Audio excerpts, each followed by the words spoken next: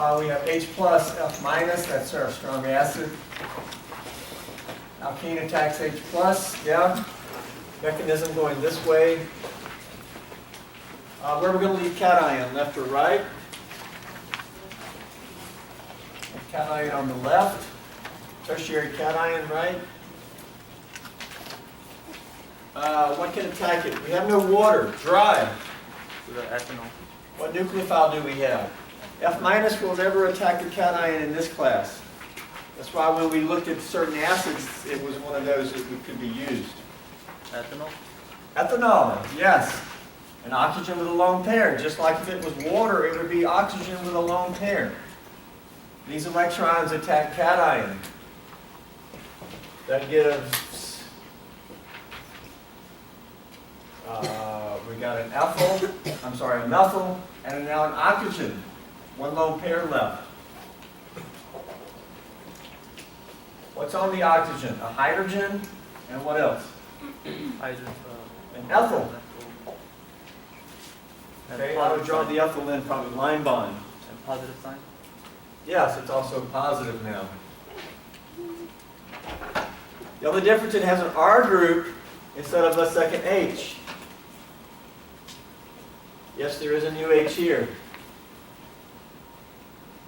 In all these reactions with a neutral oxygen nucleophile like water or alcohol, we get to this here. We need to lose a proton to go neutral. What can take the proton? Or The F minus can actually take the proton. Those electrons attack H. These electrons move on to oxygen as the second lone pair. And we get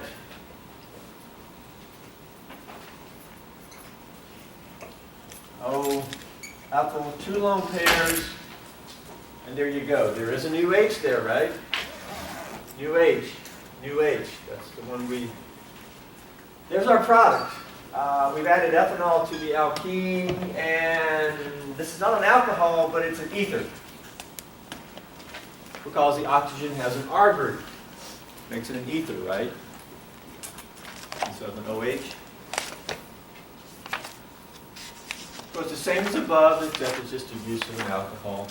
So we're extending our reaction to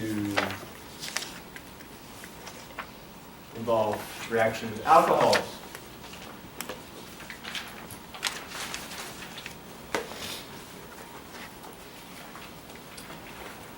Next topic. Next topic on yellow sheet. Where are we at? Roman numeral 4. Carbo-cation rearrangements. That's the first time we've mentioned that. Carbo-cations are prone to rearranging. Let's look at this reaction. We take this alkene, and we're going back to make now HBr again, HX. You might envision this being the product. Hopefully you can already envision this.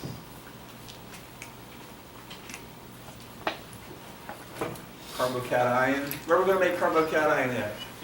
Top or bottom? Bottom, and then Br minus attacks that carbo-cation. You see how you get that minor product? But in this case, that's the minor product. The major product of this reaction is over here. The bromine is bonded to this carbon, which seems to be this carbon, the one with the two methyls. How does this happen? Hydride shift. Yeah, because the tertiary carbon is going to be more stable with that electronegative than a. Yes, you've been reading ahead. Can't read ahead. Our supplement class is a little ahead. Okay, here we go. To begin with, it's the same old thing. We got an alkene, we got an H+. Do you know any other reaction? No. First thing is these electrons pull away. They hinge away like this. Yeah? And we get boom, boom, boom, boom. New H there and a positive here.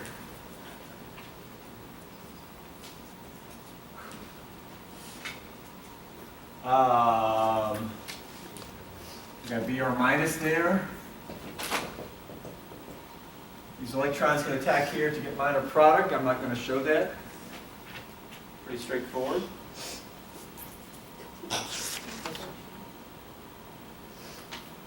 How do we get major? Remove hydrogen from tertiary company. First off, does it make sense that we need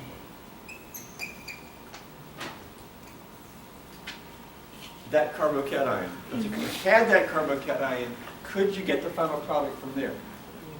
Yeah, Br minus just adding to that carbocation. But we have this carbocation, a secondary carbocation. This is a tertiary.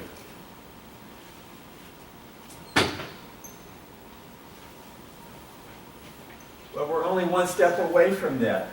And this is what carbocations are prone to doing. They're prone to rearranging. We've got one H here, yeah? One H there. We can draw it in.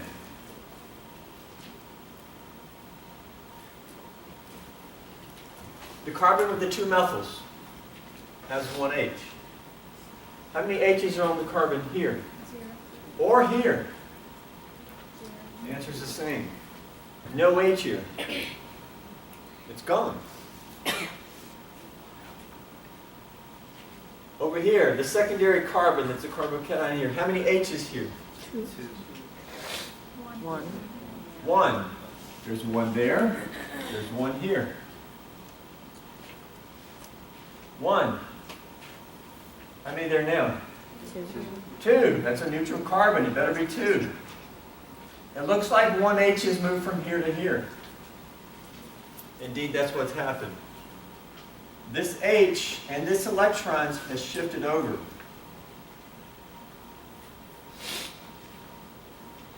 What happens here is these two electrons, see, this is a positive charge. Electrons like positives.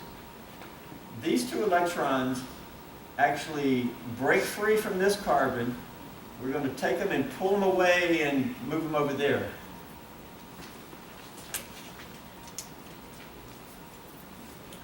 What does that electron movement give? It gives that.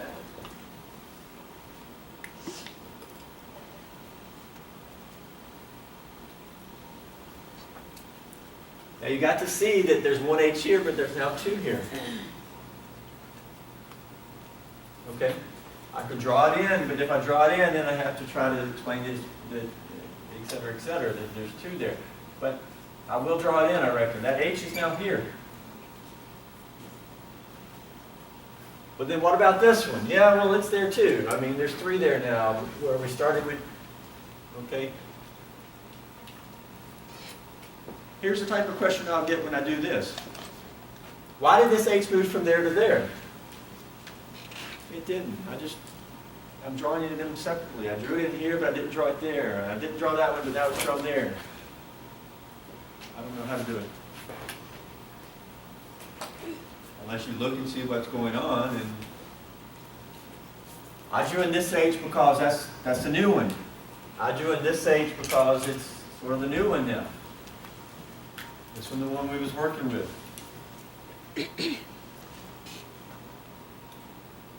I could use red pens for this and then green ones for that, but you guys don't have red and green, so it ain't going to work on your paper. Okay. This is called a carbocation rearrangement, because here it was secondary cation, but now we rearranged to a tertiary cation. There's different types of carbocation rearrangements. This type is a hydride shift, because the H and the 2 electrons moved. H and 2 electrons. Put this, okay? If you had H with 2 electrons, it would be a minus charge. Now, what do you want to call a hydrogen that's a minus charge? Negative.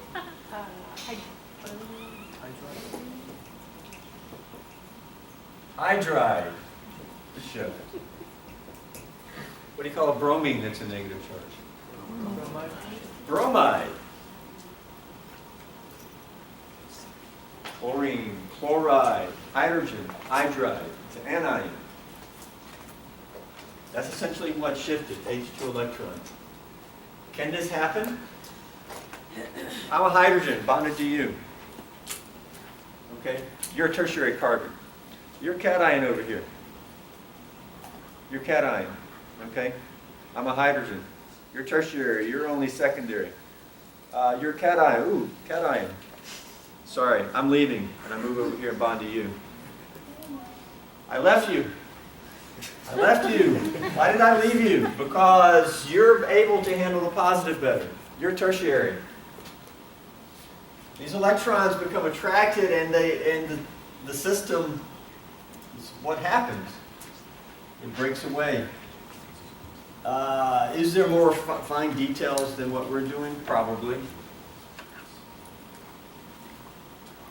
From here, how do we get major product? We're home free now, right? These electrons. Bam! That's how you form your major product.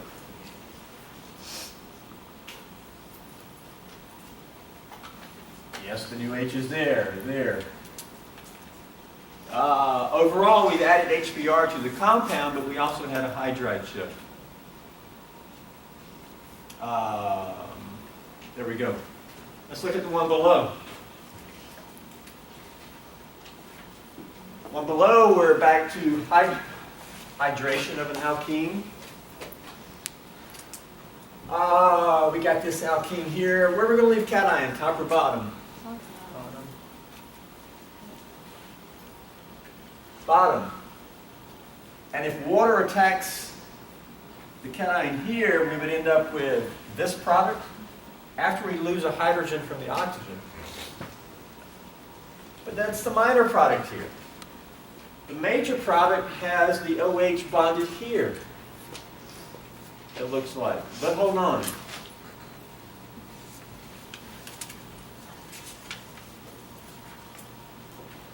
This carbon has 3 methyls attached. This carbon only has 2. This carbon has 1, other than this, it has 1 carbon attached. Now this carbon has 2. What has happened here? Well, let's see if we can get there. H plus and water. This attacks here. Boop, boop, boop, boop, boop. Cation there, right?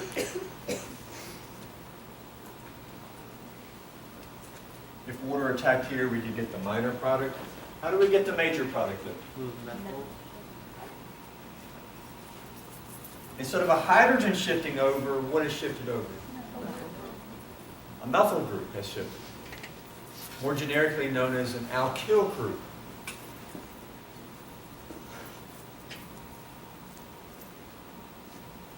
It's a secondary cation. Can we make a better cation by some type of rearrangement in one of these crazy shifts? Wouldn't you love to have a cation there? But hold on, it can't be more than tertiary. You can't have a quaternary cation. There's no such thing. But what if we just moved? Okay, this is a carbon, 2 electrons. We're not just moving the carbon, so we wouldn't do a mechanism like that. We want to pull the electrons. That is, if it was here, yank the electrons away. Pull them over here. What does that give?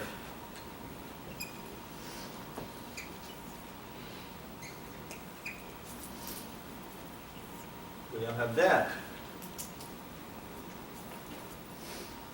If you want to keep your H's drawn in, you can do that. And now you have a positive charge on that? Yeah, But now we have a positive charge where? first. On the left side. Positive charge here. Why is that a positive and not this a positive? Well, how many H's are here? How many H's are here? 0, because there's 0 there and 0 here. Where did the H come from? Nowhere. There is no H there. That's why it's a positive charge. How many H's here? 1. Well, same number that was here because we didn't move any. And that's the same number that was here because we didn't move any. There's 1 there. There's 1 there. There's one there. That's why that's neutral. How do we get major product? Now the water comes in and attacks. And what does that give? Boop, boop, boop, boop. Oxygen, 2 bonds to H, 1 lone pair left, and that's a positive charge.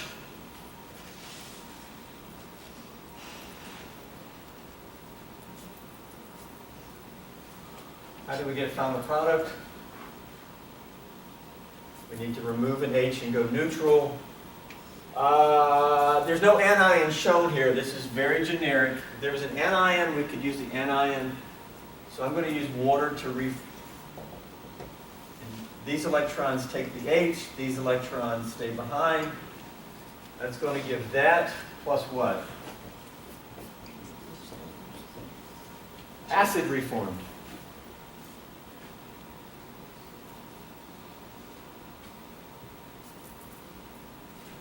So we went from secondary to tertiary, carbocation rearrangement. What type of shift was this? It was not a hydride shift.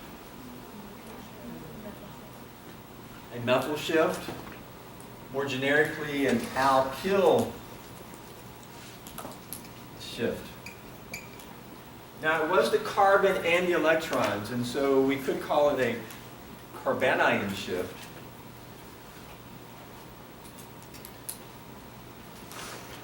You could even call it a carbide shift with an "ide" ending, but that's just not often used. Chloride, bromide, hydride, yeah, carbide is very often said. We just call it an alkyl shift, but it is the carbon and the 2 electrons, okay?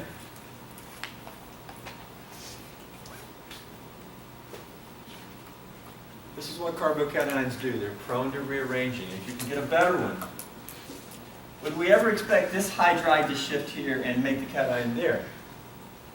No, that would be a primary cation. That would be bad. The system's not going to do that.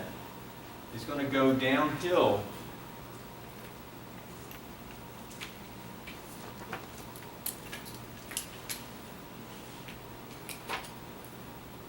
Could you do a reaction coordinate diagram for this entire reaction? How many intermediates on the board? 3. The secondary cation, the tertiary cation, and then this protonated oxygen compound. 3 intermediates. What's the rate determining step of this reaction?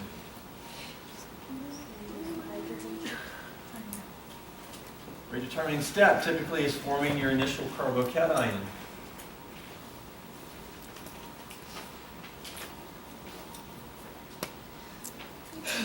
From here, it's downhill. You go from a secondary to a tertiary. That's better. It's lower in energy. From here, you go to this guy. That's actually lower in energy also, because here the carbon does not have an octet. Here, everything has an octet, including the oxygen. So that's actually a lower energy species.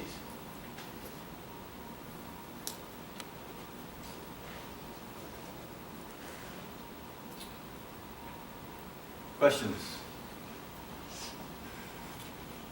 Carbocations prone to rearranging.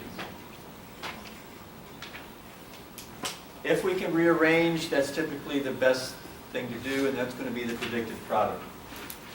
If you were asked to predict the major product of this reaction, which is typically how you're asked, it would be the rearranged product. Because if your carbocation, if your initial carbocation can rearrange,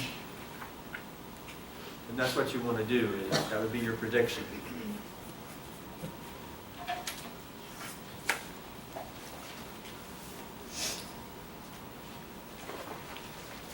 Let's look at this interesting reaction. You take this alkene, 4-membered ring. You can see that, but sometimes people will write the size of the ring there, just so you can clearly see it. Okay. This alkene with a 4-membered ring with HBr we get a product with 5-membered ring. What's going on here? First off, just based on the ring getting larger, it's called a ring expansion. That's just a general description.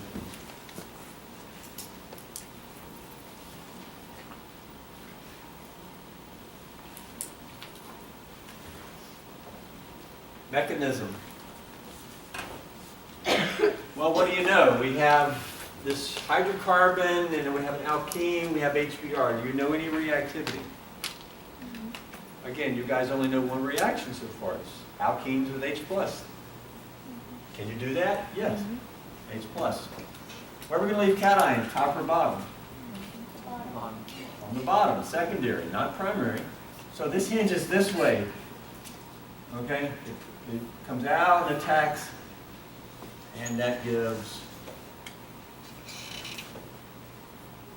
boom, boom, boom. New H there, cation here.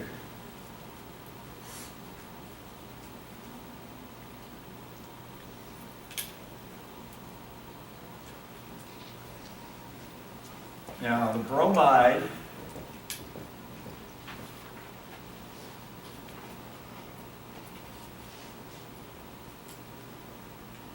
could attack here. If it did, what would the product look like? Hopefully pretty straightforward, right? We have a 4-membered ring, the methyl, that, and the bromine here. That would come from the bromide attacking there. But this is not the major product. This is major. That's the one I showed. That's the major product. This could be a minor product.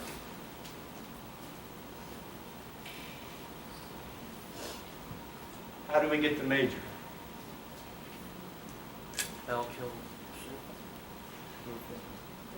What are carbocations prone to doing? Rearranging. Can you envision what?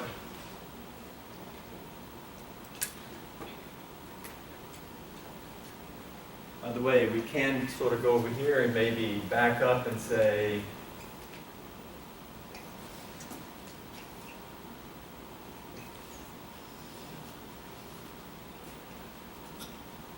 do we need that carbocation there? Is that the one we need? Yes, because if we have that, we're home free. Bromide attacks cation. Can we get that?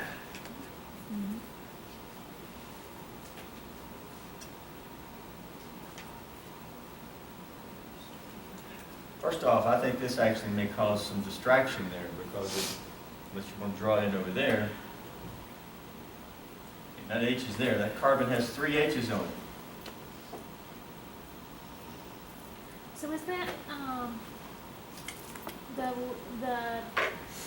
right-hand leg of the ring just flipping over to? We have a secondary cation.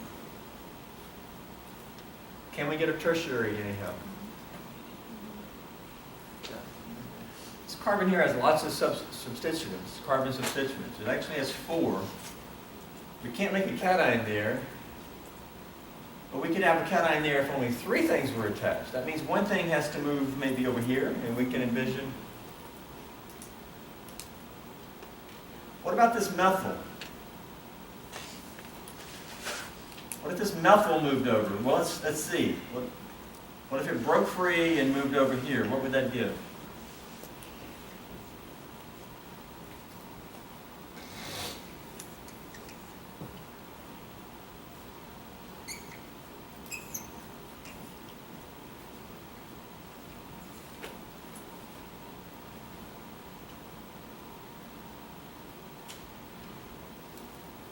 We give that, yeah?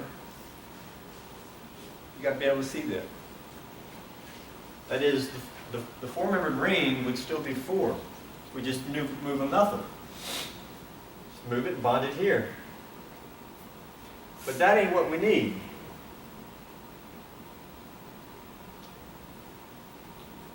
I'll call it A.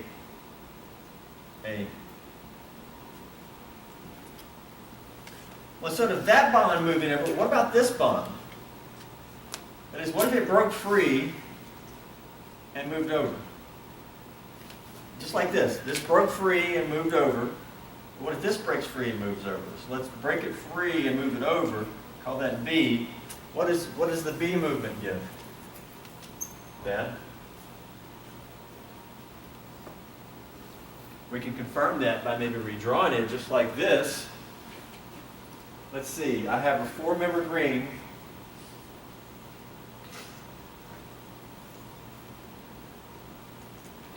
With that and that. And instead of this bonding here, I'm going to break it away from that carbon and bond it there. Right? It was there, but now it went there. Well, where's the cation now? That carbon lost a bond. There's no H there. That's now a plus. That carbon just gained the bond.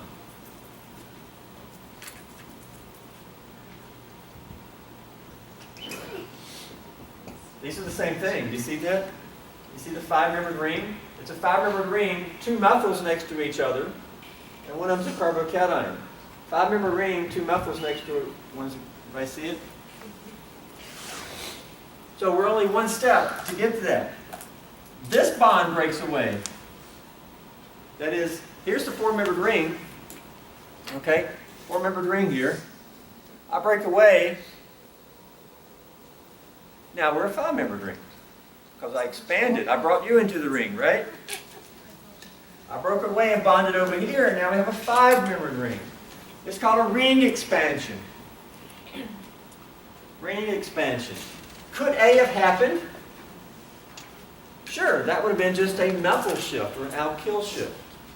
This is really just a carbon shift, but because this carbon is part of a ring, we end up with a ring expansion as a consequence.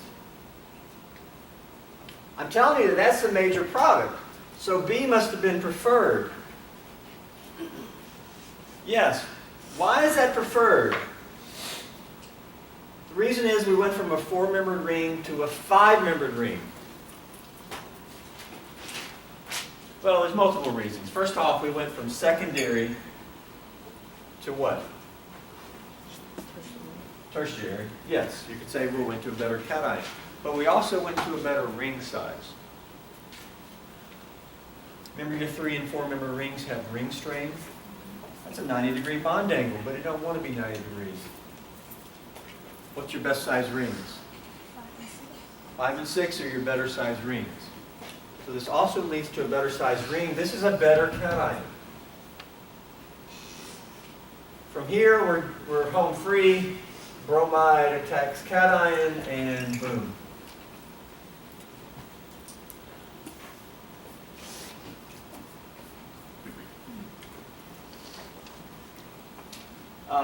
Ring expansion.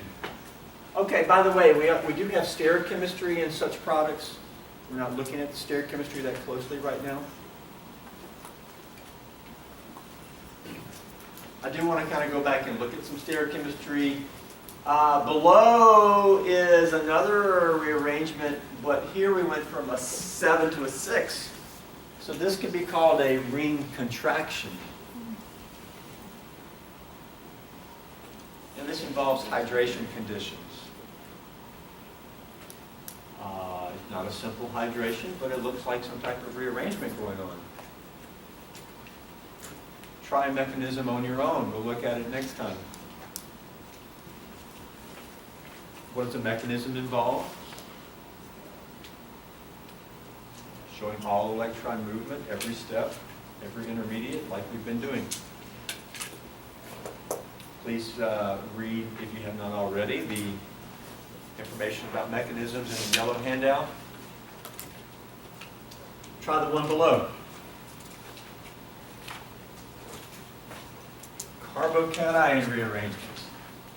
You heard it today. What was it? September 25th?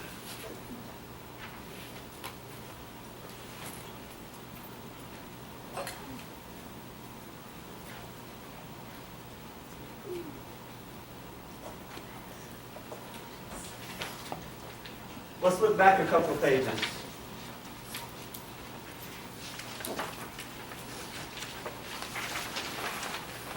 Maybe just one. Maybe just one page. This reaction here. What was the product again? Let me see if I can.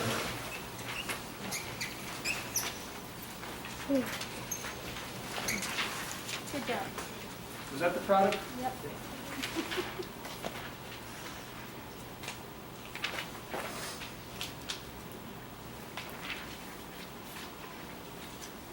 Any stereochemistry to consider in this product? We did stereochemistry in lab last week. Any stereochemistry? What can you point out? Anything at all?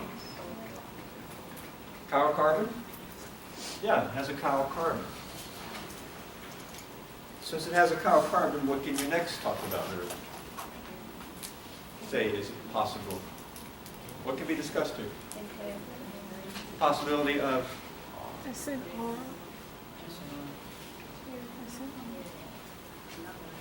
yes, enantiomers, right? Yes, chiral carbon brings us the possibility of enantiomers. Okay? Which enantiomer will you get from this reaction? Both? Why both?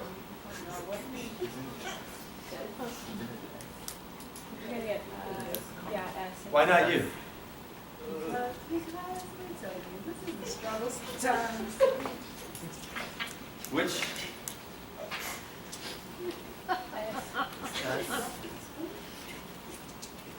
Okay, well let's look back. What was the mechanism here? The mechanism involved forming a carbocation, correct? Did we form this? You got this on your paper? And water attacked it? And that's going to be important. First off, what do the two enantiomers look like? Okay, you can draw somewhere, you got some room here. Boop, boop, boop, boop. Maybe one that looks like this. And one that looks like what?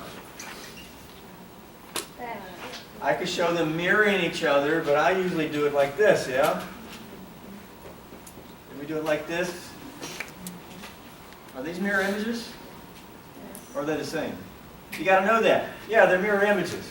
They're different. And this one here would be, we could call this one S, and this one R. Is that right? Because if that's S, that better be R if it's mirror image. Because when S looks in the mirror, it sees R. Is this S? 1, 2, 3, H in the back, counterclockwise? Yes, I think I got it right. S and R. Okay? Which one are you going to get over here? Or will we get both? Well, it all comes from how do you attack the carbocation. Water attacks this, correct? This right here is how we get the answer. What's the geometry of the carbocation? Tetrahedral? No. Trigonal planar. Trigonal planar. Trigonal planar. Trigonal planar. Does anybody have any scrap paper that I can borrow?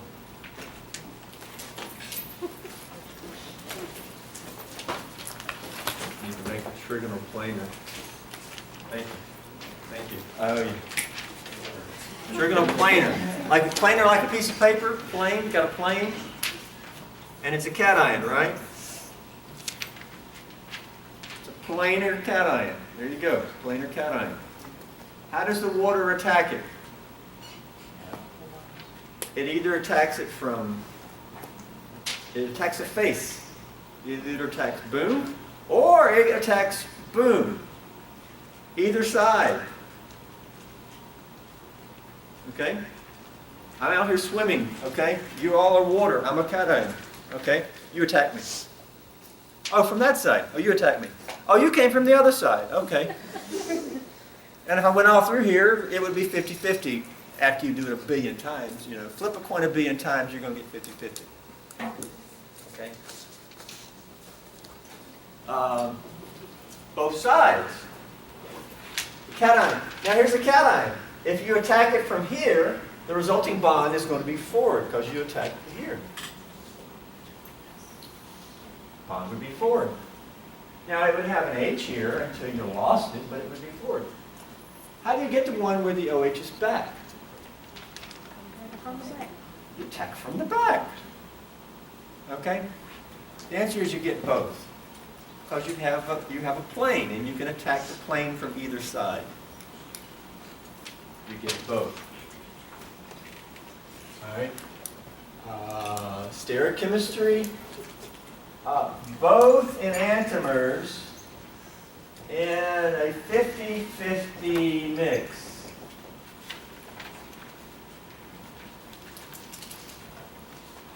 And this is called racemic.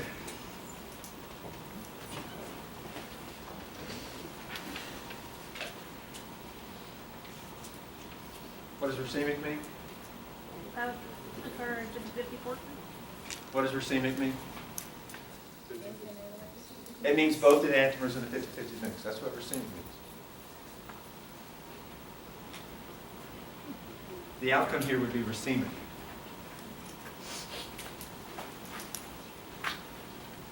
That wasn't too hard, was it? No? Okay. So we introduced that idea. Huh? SP2, trigonal planar, you attack from both sides. All right? Let's move ahead. Questions?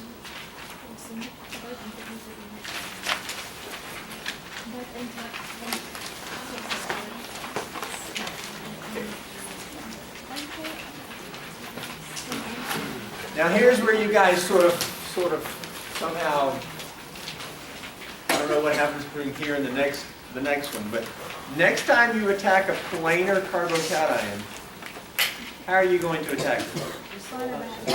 Both sides? Equally in a 50-50? Right.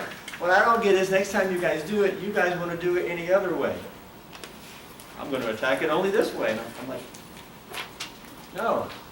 We do it today and you do it 10 years from now. In organic 2, attack both sides. Okay? You guys tend to not want to do it the next time. Every time. That's how you attack carbocations, both sides. Let's look ahead. Okay, we've seen an alkene attack H+. Really, that's all we've done so far, right? What about attacking a carbocation? That is, instead of H+, we know alkene can attack H+. What about a C+? Can it attack that? Why not? Why did it attack this? Had nothing to do with the fact that it was H, it was because it was positive. Well, that's positive too. So let's attack something like this. Here's a reaction. If you take this diene, two enes, react with HI, we actually can make a ring, a 6-membered ring. Mechanism for this reaction. First off, you've got 2 alkenes, and so instead of me saying top or bottom, I need to say boom, boom, boom, boom. Which of the 4 possible places are best? Well, let's start over here, top or bottom. Where do you want to leave cation? Bottom, and it would be tertiary. Okay? What about over here, top or bottom? Bottom, but that would be secondary. So which bottom is better? There's where you want to put your cation. And if you had 3 alkenes, you would just look at 6 different possibilities. Can we put cation there? We have H+, pull away from there and get here. And we get boom, boom, boom, boom, boom.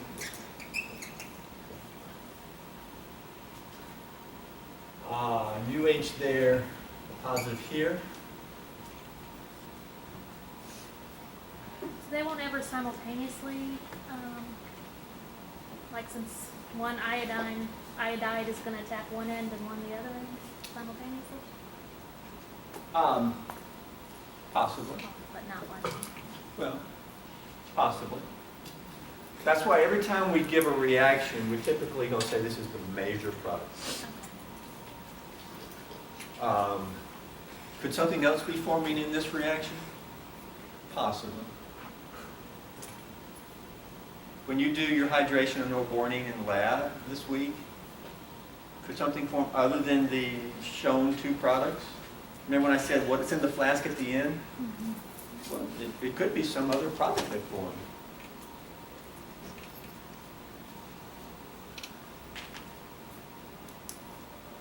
The more we learn, then the more we'll be able to think about other possibilities. But keep in mind, this is a mechanism question. It's not a predictive product. Because I'm giving you a product. I'm asking you, can you give a mechanism for showing that product?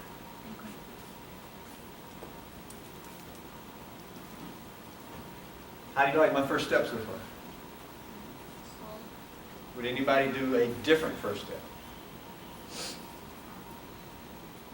I would think not, because you don't know any other reactions of an alkene other than with H+, and make the best cation. That's all we know so far. Okay, what can we do now then?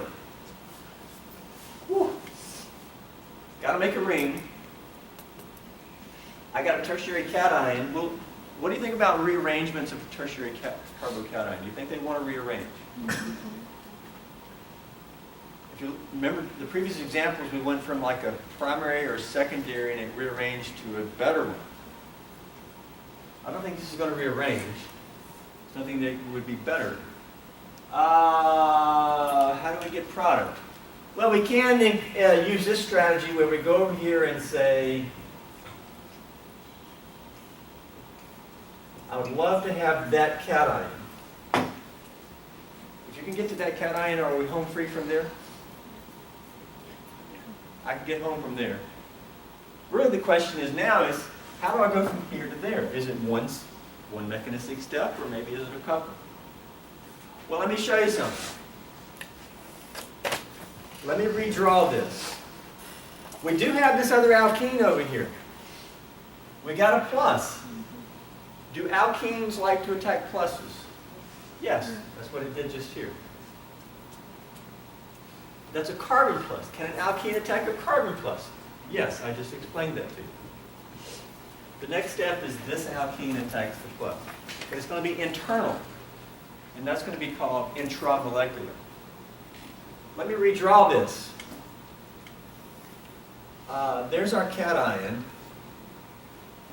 Maybe I need to draw it. Boom, boom, boom, boom, boom, boom. Let's see. Carbon and methyls, and I got 1, 2, 3, 1, 2, 3. Then this is alkene here.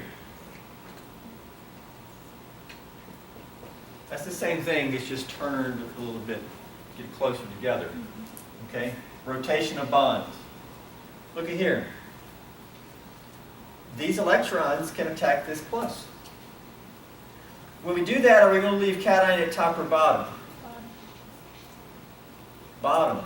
So this is going to pull away from the bottom and go attack up here.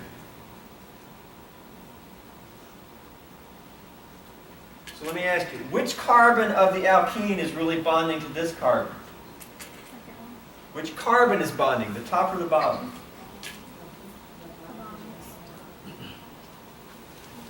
Look, it breaks away from the bottom. The top. Carbon at the top is bonded to up here, yeah? Right? Look. What does that give? Well, it's going to give that, but let's just draw it and then look at it. Boom.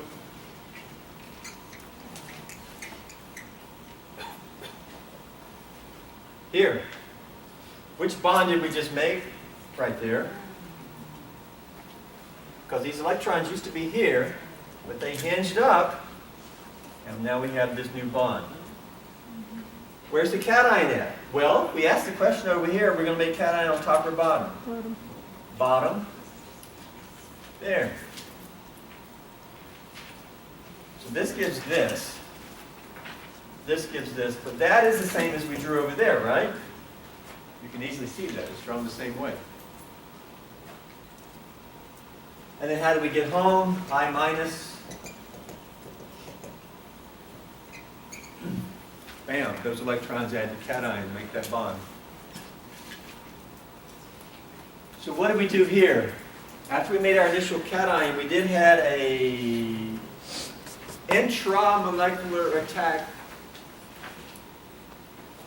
of the carbocation by the other alkene. You see that? We made this 6-membered ring. There's your mechanism.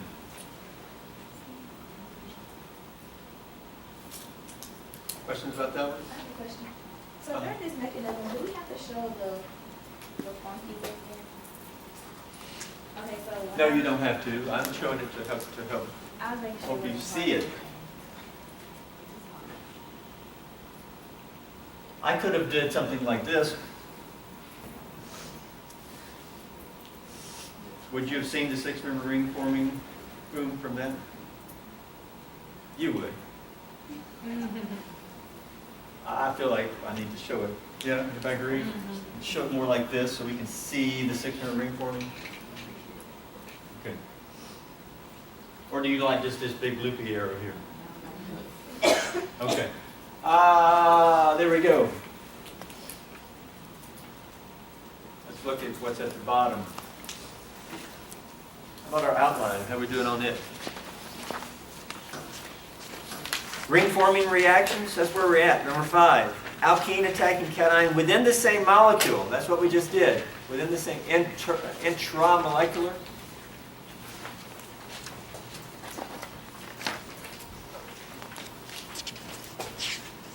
We'll get to polymerization. The second one under V is actually over one. You guys familiar with tetrahydrocannabinol or cannabidol? No. No, never heard of it. THC, anybody? It's legal in some states. Here's THC, the major constituent of marijuana. It is formed by the marijuana plant. Marijuana plant is a chemical factory, like most plants are. THC is formed from cannabidiol. Diol, what does that mean to you? Two alcohol. Diol. This is no longer a diol. It's just a doll. There's no I there. Okay? How does this reaction take place? Pretty straightforward. Supply mechanism for it. Okay? We're making this ring. 6-membered ring. It is a intramolecular reaction to make a ring. Please give a mechanism for this. We'll look at it next time. We'll look at polymers next time. Polymerization. Then we'll be moving ahead, guys. Such as bromination. Have a good day, guys.